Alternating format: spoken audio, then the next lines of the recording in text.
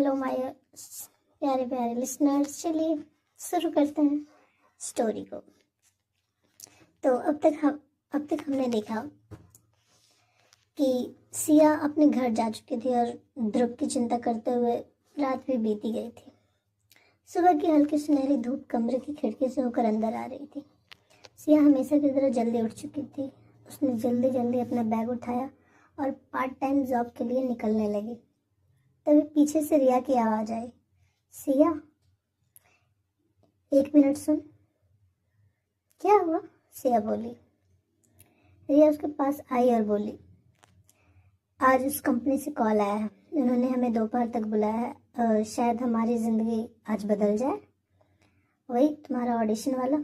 सिया ने कुछ पल सोचा और हल्का सा सिर हिलाते बोली, ठीक है, ऑडिशन देने तो जाना ही है। रिया कुछ देर बाद उसे देखती रही, फिर धीमी आवाज़ में बोली, सिया तो खुद को इतना क्यों थका रही है? अगर तू चाहे तो अपनी बहन से पैसों का इंतज़ाम कर सकती है। इतनी मेहनत करने की क्या ज़रूरत है तुझे? सिया की मुस्कान अचानक से फीकी पड़ गई और उसने हल्की स्मेल के साथ कहा, बहन? हाँ, क्या बात कर रही है? उसने गहरी सांस ली और खिड़की से बाहर देखते हुए कहा, दूसरों के सहारे मिलने वाली मंजिल नहीं होती और मुझे अपनी ज़िंदगी किसी के एहसान पर नहीं जीनी।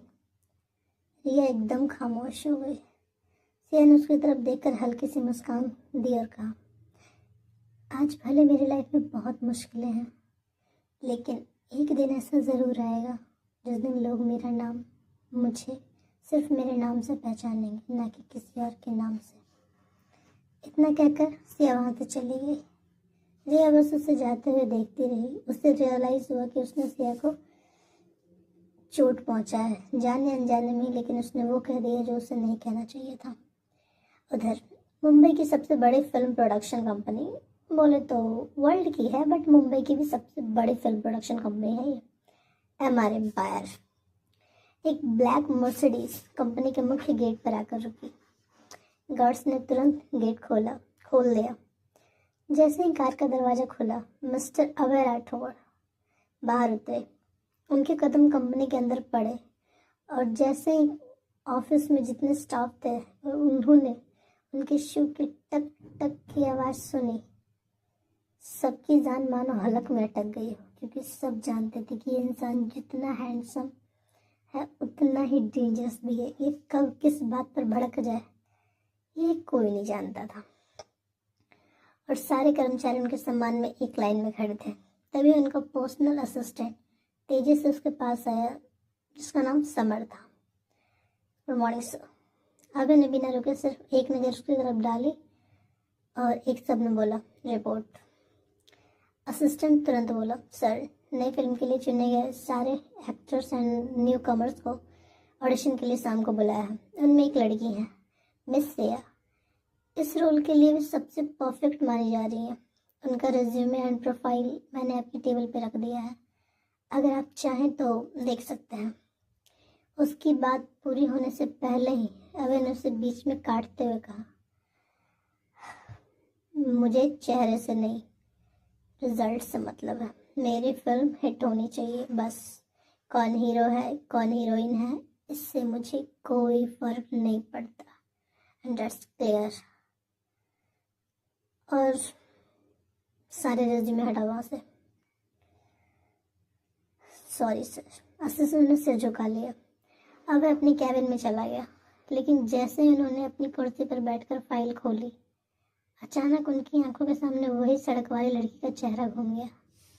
उनके होठों पर अनजाने में मुस्कान आ गई और वो खुद से ही बोले, जंगली बिल्ली, देखते हैं तुम पहली लड़की हो जिसने मुझसे डरने के बजाय मुझे ही डांट दिया था। क्या बात है, कुछ स्पेशल तो था तुम में, इंटरेस्टिंग। पता नहीं किस्मत हमें दोबारा मिलवाएगी या नहीं, देखते हैं। अगले ही पल उन्होंने अपना ध्यान फिर से काम में लगा दिया। उसी समय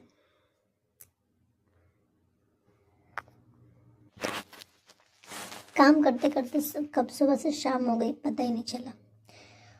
जैसे ही शाम हुई, रिया बार बार सिया को कॉल कर रही थी क्योंकि ऑडिशन में उसका नंबर आने वाला था, लेकिन सिया अभी तक ऑडिशन की जगह पर नहीं पहुंची थी। तभी सिया ने उसका कॉल पिक किया, बोली यार यू नो ना मुंबई की ट्रैफिक, मैं इसी में फंसी हुई हूँ, तो बस वेट कर, मैं जल्दी आती हूँ। सिया अपनी पार्ट टाइम जॉब ख़त्म करके जल्दी जल्दी ऑटो से उतरी। रिया पहले से ही उसका वेट कर रही थी। आखिर आ ही गई, जल्दी चल, ऑडिशन शुरू होने वाला है। सिया ने घड़ी देखी, बस 5 मिनट बचे हैं। दोनों दौड़ते हुए MR एम्पायर के आगे पहुंची। रिसेप्शन पर पहले से दर्जनों लड़कियां बैठे हुए थे, जिनकी आंखों में बस एक ही सपना था, इस मंच पर अपना नाम रोशन करना, स्टार बनना और मुंबई की इस चहल पहल की दुनिया में अपना नाम कमाना। रिसेप्शनिस्ट ने दोनों का नाम नोट किया एंड बोली, मिस सिया, रूम नंबर 5 में चाहिए आप। सिया ने हल्की सी मुस्कान दी और अंदर चली गई। दूसरी तरफ अभय राठौड़ अपनी कैबिन में एक नई स्क्रिप्ट पढ़ रहे थे। तभी डायरेक्टर अंदर आया और बोला, सर ऑडिशन शुरू होने वाला है, क्या आप इस बार खुद ऑडिशन देखेंगे? अभय ने बिना सिर उठाए कहा, नहीं, मेरे पास और भी काम है। तभी उसने कुछ सोचते हुए बोला, रुको। न जाने क्यों अभय को सुबह से ही काफ़ी बेचैनी हो रही थी। यस, आज मैं खुद ऑडिशन देखूंगा। ये सुन डायरेक्टर वाज लाइक, क्या सर, मैंने तो फॉर्मेलिटी के लिए पूछा था, आप और ऑडिशन देखेंगे? वो ऐसा अपने मन में सोच रहा था क्योंकि अभय पिछले क्या, जब से बोलो तो अगर ये प्रोडक्शन हाउस में उसने अपना कदम रखा था, वो किसी भी ऑडिशन में कोई इंटरेस्ट नहीं दिखाता था, उससे बस अपनी मूवी से मतलब होती थी। आज फर्स्ट टाइम था कि अभय ऑडिशन देखने की बात कर रहा था।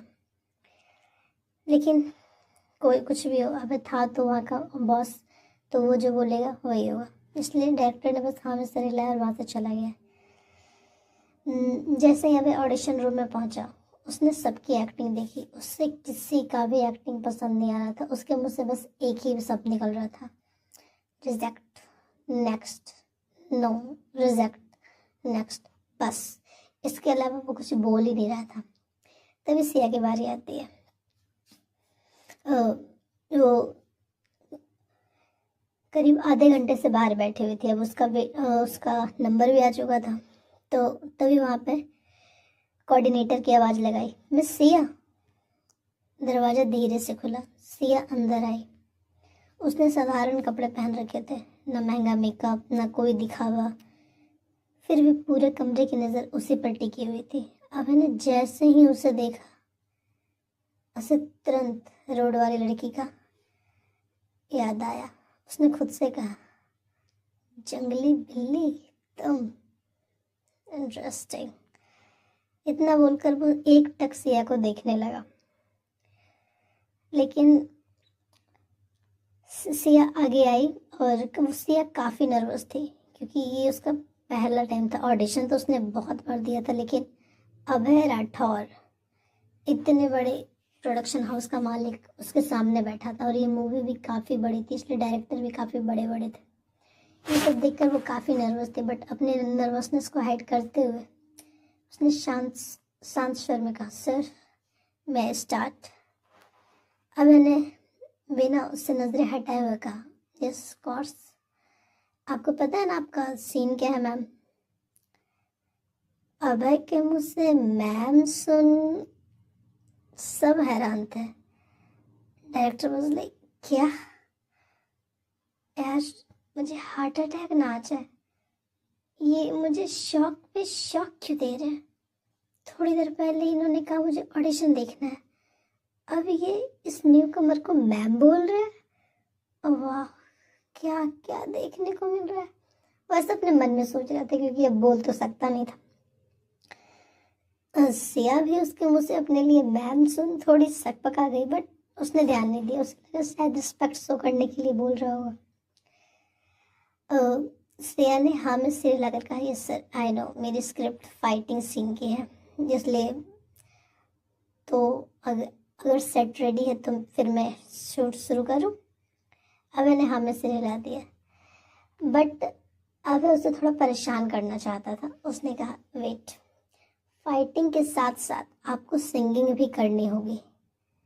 ये सुन सिया थोड़ी रुकी, क्योंकि सिंगिंग हाँ वो गा लेती थी, वो अच्छा गाती थी, बट इस समय उसने कुछ भी ऐसा नहीं सोचा था कि उसे यहाँ पे गाना गाना पड़ेगा। फिर भी उसने हाँ में सिर हिला और बोली ठीक है सर, मैं गा लूँगी। तो पहले सिंगिंग से स्टार्ट करते हैं, डायरेक्टर बोला। सिया ने हाँ में सिर हिला दिया।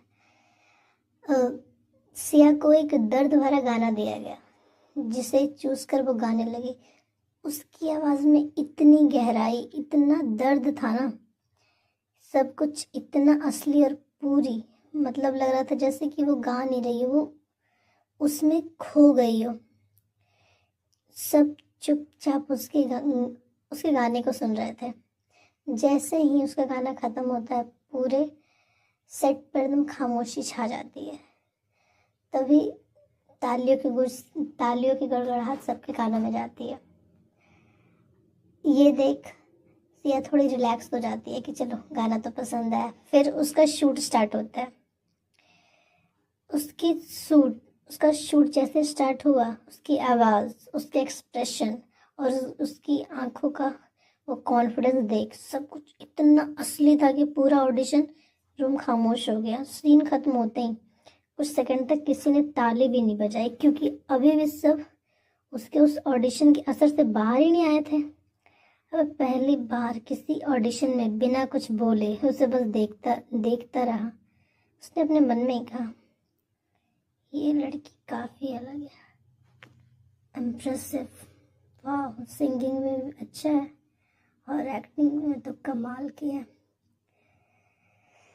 तभी डायरेक्टर बोला, आपने बहुत अच्छा एक्ट किया है, तो ये मूवी आपको ही मिलेगी। आप आइए हमारे साथ एक कॉन्ट्रैक्ट साइन कर लीजिए।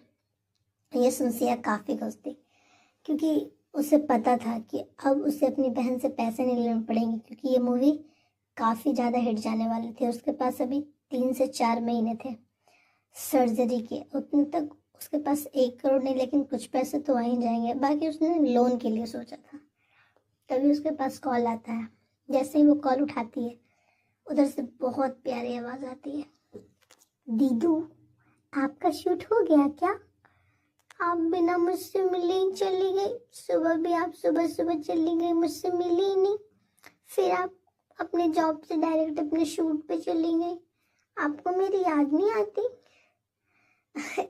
उधर से इतनी प्यारी शिकायत सुन सिया बोली, अरे मेरी सोना, तुम क्यों इतना सोच रहे हो? मैं आऊँगी ना शाम को तुम्हारे लिए ढेर सारे चॉकलेट्स लेकर, क्योंकि मुझे ये रोल मिल चुका है। चलिए जानते हैं आगे क्या होगा। सिया और राठौड़ का सिया की तरफ ये इंटरेस्ट कहलाएगा दोनों की ज़िंदगी में बदलाव, या फिर राठौड़ बढ़ जाएगा सिया के प्यार में? और क्या है राठौड़ की फैमिली का राज, जानने के लिए सुनते रहें लव एट फर्स्ट साइट, सिर्फ मेरे प्यारे चैनल पे। गाइस यार प्लीज़ लाइक कर दो। एक लाइक में क्या जाता है आप लोग का, बताओ? कर दिया करो यार please. And thanks for your time.